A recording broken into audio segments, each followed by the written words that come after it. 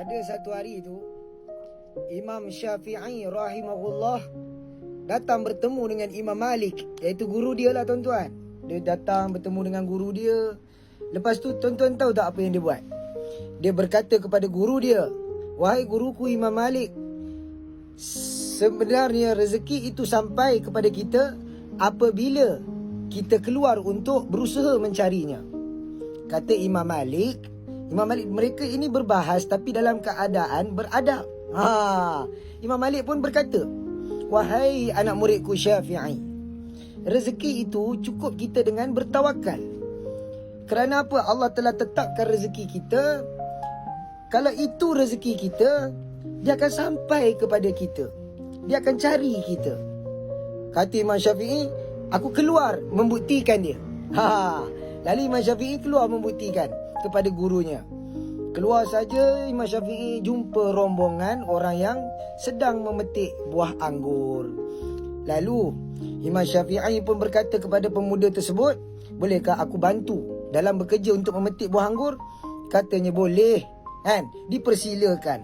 Selepas saja Imam Syafi'i memetik buah anggur, berusaha dengan tenaganya sendiri, lalu Imam Syafi'i dapatlah upah anggur tersebut. Baliklah Imam Syafi'i ke rumah guru dia kepada Imam Malik. "Wahai guruku, aku telah membuktikan usaha aku dengan memetik buah anggur. Dengan kerja keras aku dapat makan buah anggur yang segar. Rezeki."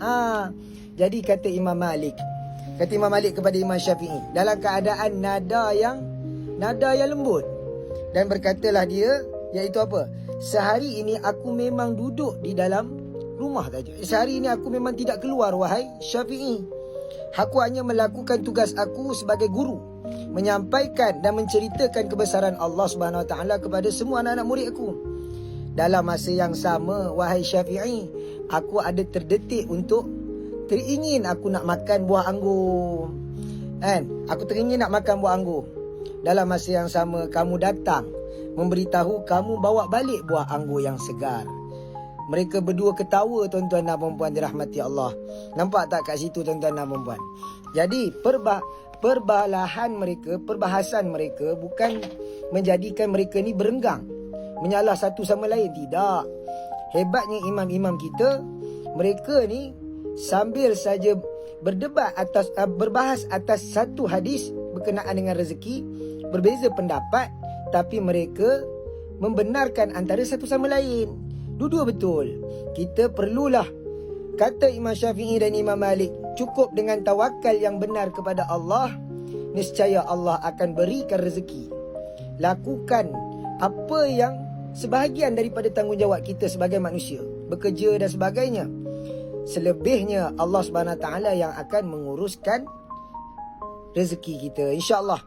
Jadi dua imam ini memberitahu kepada kita, iaitu janganlah kita berbalah sehingga menyebabkan pecah belah dan sebagainya. Janganlah tuan-tuan dan puan-puan.